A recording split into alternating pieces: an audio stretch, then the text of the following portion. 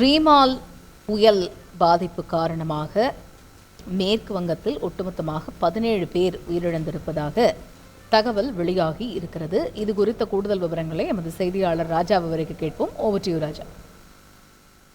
அதாவது ரீமால் புயல் காரணமாக மேற்கு வங்க மாநிலத்தில் 7 பேர் உயிரிழந்து உள்ளதாக தற்போது தகவல் வெளியாகியிருக்கிறது. தெற்கு கடலோர பகுதியில் 24 தொகுதிகள் மற்றும் 79 நகராட்சி வார்டுகளில் கிட்டத்தட்ட 15,000 வீடுகள் பாதிக்கப்பட்டு இருப்பதாகவும், மாநிலத்தில் பல்வேறு குறைந்தது 2140 மரங்கள் வேரோடு சாய்ந்ததாகவும், அதே போல் 337 மின் கம்பங்கள் விழுந்ததாகவும், இதை தவிர அதிக அளவு சேதங்கள் ஏற்பட்டு இருப்பதாகவும் அது குறித்து அதிகாரிகள் மதிப்பாய்வு செய்து வருவதாக கூறப்பட்டிருக்கிறது.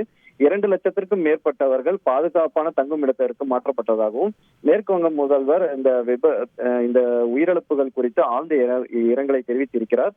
அதே போல் முதல்வர் தலைமைச் செயலரிடம் தொலைபேசியில் பேசி தற்போது ஏற்பட்ட இந்த புயல் பாதிப்பு குறித்தும் காயமடைந்தவர்களுக்கு என்ன மாதிரி உதவிகள் செய்யப்பட்டிருக்கிறது, எவ்வளவு பேர் காயமடைந்திருக்கிறார்கள், அதே போல் சாய்ந்த மின் கம்பங்கள் மற்றும் மரங்கள் சீரமைப்பு முயற்சிகள் குறித்து பல்வேறு விவரங்கள் குறித்து கேட்டறிந்திருக்கிறார். அடுத்த கட்டமாக இந்த புயல் ஓய்ந்த பிறகு சேதங்கள் குறித்து அவர் நேரில் சென்று பார்வையிடுவார் எனவும் அதிகாரிகள் தரப்பு கூறப்பட்டிருக்கிறது. இது ஒரு புறம் இருக்க, பங்களாதேஷிலும் பார்க்கும்போது பலியானவர்கள் எண்ணிக்கை இந்த ரிமால் புயல் காரணமாக 10ஆக உயர்ந்து இருக்கிறது. 30,000க்கும் மேற்பட்ட வீடுகள் சேதமடைந்ததாகவும் பல்லாயிரக்கணக்கானவர் மக்கள் பாதிப்படைந்ததாகவும் கூறப்பட்டிருக்கிறது.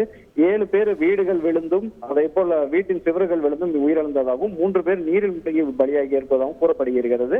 40,000க்கும் மேற்பட்ட மக்கள் பாதுகாப்பான முகாமுக்கு மாற்றப்பட்டிருக்கிறார்கள். அதே போல் அதிகமான இடங்களில் இந்த மின்சாரம் துண்டிக்கப்பட்டதற்காகவும் இங்கும் சேதங்கள் குறித்து மதிப்பாய்வு செய்யப்பட்டு வருவதாக அதிகாரிகள் தெரிவித்திருக்கிறார்கள். தகவல்களுக்கு நன்றி ராஜா.